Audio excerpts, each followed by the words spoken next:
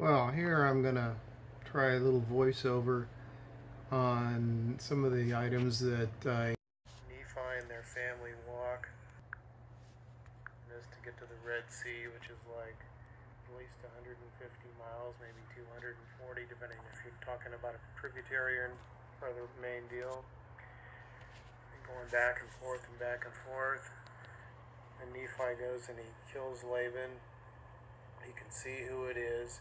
It's so bright that he can see that his sword is made of steel and the hilt is made of pure gold. Pretty highly unlikely.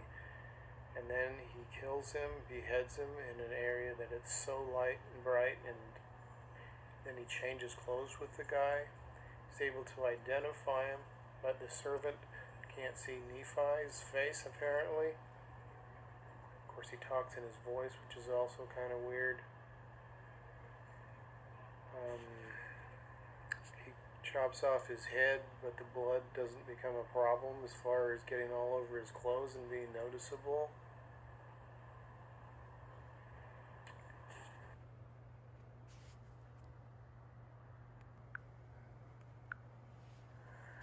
When Nephi and his family leave, he says, "Our family, which consisted of my mom and dad," and he names his brothers and himself. He does not name anything about any sisters, but later, although he names his two other brothers being born in the wilderness, when he departs and splits up from Laman's group, he takes his sisters among the group, which he had never mentioned, and expressly stated that his family consisted of people that, certain people, so, which excluded them.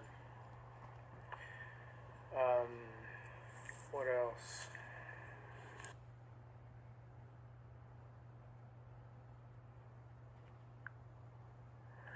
Okay, Nephi's parents are having children as they wander in the wilderness for just, for a few years. By the time they get on the boat, they're old and gray and almost ready to die. They die shortly after getting to the New World.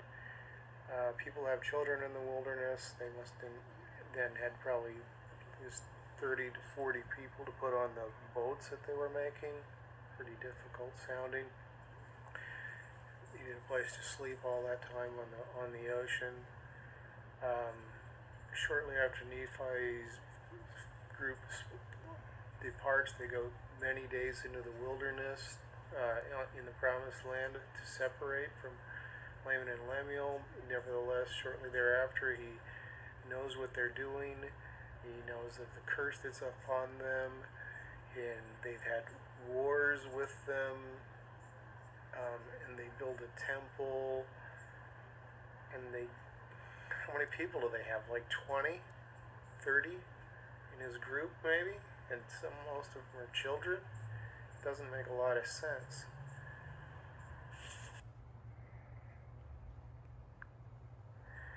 When Tiancum goes into the Lamanite camp, or wherever they are, and kills the leader, but he gets killed himself, it says, the guy awakened and called his servants, and then they killed him. How does anybody know? Well, maybe they could have heard from the Lamanites, right? When Jesus comes down and then he blesses the children, they had 2,000 men plus their wives and children, yet it sounds like less than an hour it took to bless all the children. In the normal ward, you'd probably had at least 1,000 children in that small child thing. A group, if you had 2,000, adult males. So that doesn't make any sense. It would have taken like 16 hours for the number of children they had if they had 1 minute between children and the blessings. And he took them one by one.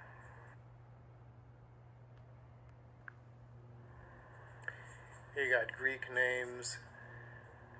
You got Jacob speaks a Jew, chapter 7 at the end. That's French. There's no way they didn't know French. They're talking about Jesus Christ. Even in the Jaredite times, that's it's Greek. They talk about churches in 1 Nephi 13. The word church has never been mentioned in the Old Testament, so that's an English derivation of something, and it doesn't make sense in that context.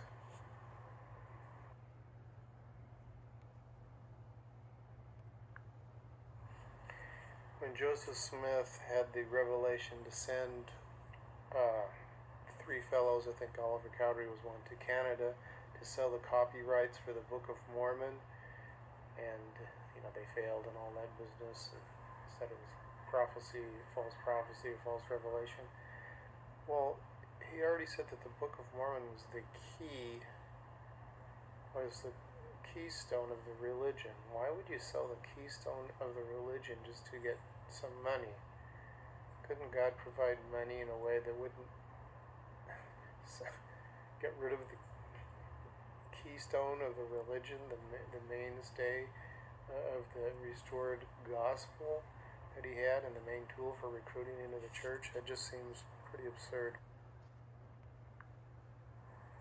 President Hinckley endorsed and promoted the invasions in Afghanistan and in Iraq, the merciless bombing and murder of people that had nothing to do with anything that had happened, at 9/11 in America.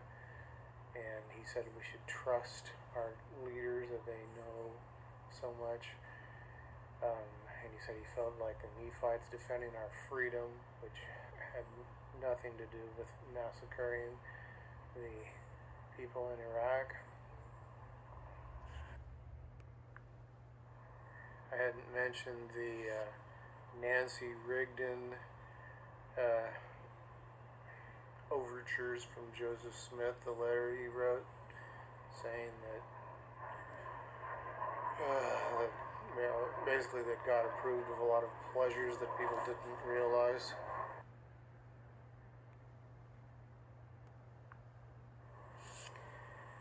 Joseph Smith said he had a dream, a vision.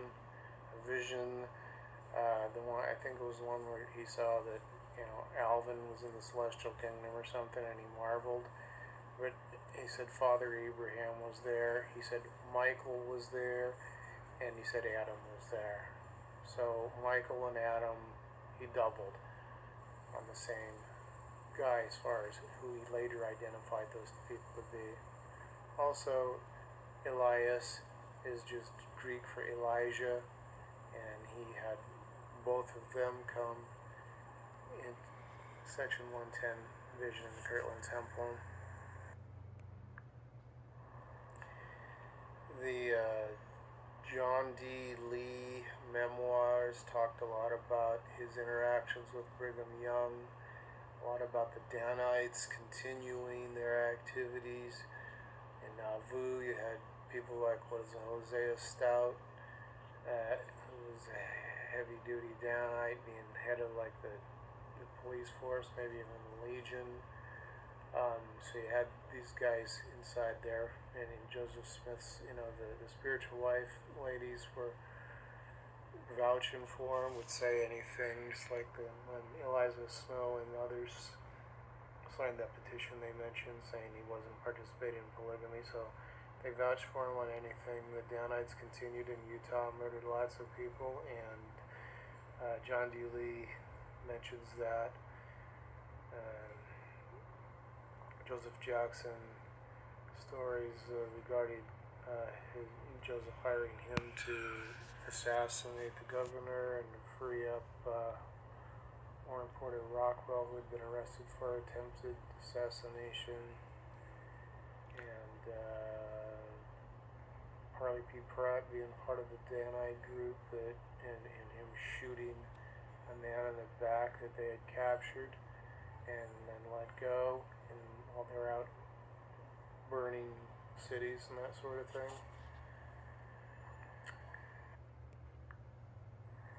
The Joseph Smith Word of Wisdom issues, getting drunk with the boys, being put to bed with his boots on, smoking a cigar on a horseback riding through Nauvoo, drinking, a glass of wine here and there with a lady at her house,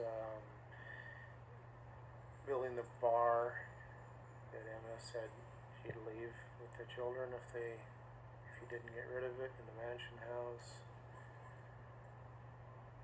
Brigham Young selling liquor, Brigham Young drinking quite a bit,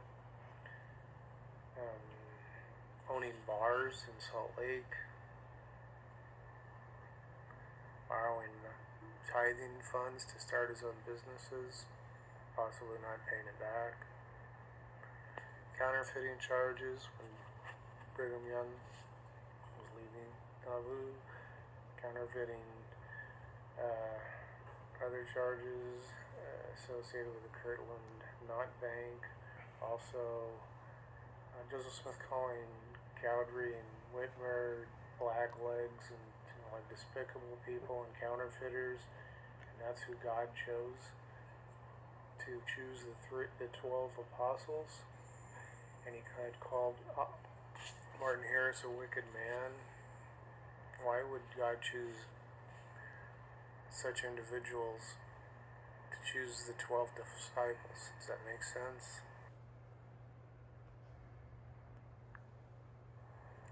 Spiritual enticement to join the church, patriarchal blessings with things in them that are not true. Patriarchal blessings support the doctrine of the chosen seed business, that you were valiant in the premortal existence, which is the same doctrine that they used to say you weren't worthy to have joined the church, have the priesthood, be born of the chosen seed in this life. Same doctrine still being taught that way, backwards.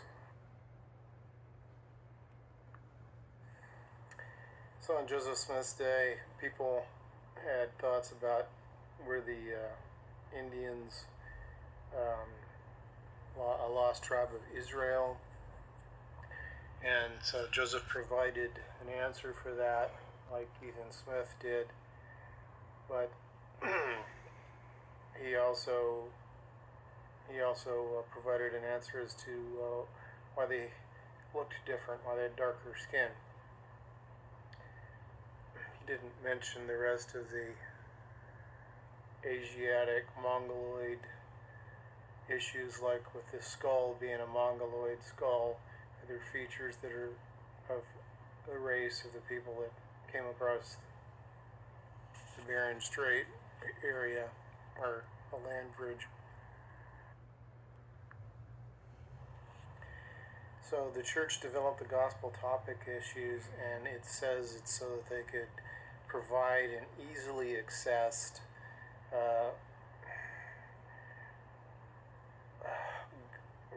reliable information source on these topics. However, it's been hidden for the last 3 years. You can't find it unless you know how to get to it. Certainly not shown on the homepage that I could see. 2, they don't use relevant information to the questions at hand, but they use diversion techniques, obfuscating the real issue and talking about things that really aren't critical to the issue at all. They don't provide a balanced look. They do provide a one opinion look, which is the opposite of what they stated was their purpose on there. And they're engaging in apologetics and polemics on there. The articles don't educate us about the real issue of concern, which relates to whether Jesus is guiding the church. So instead of talking about why prophets led the church in a certain way, they talk about cultural influences guiding the church, which is not what prophets are for. They're to speak out against bad cultural influences. Okay.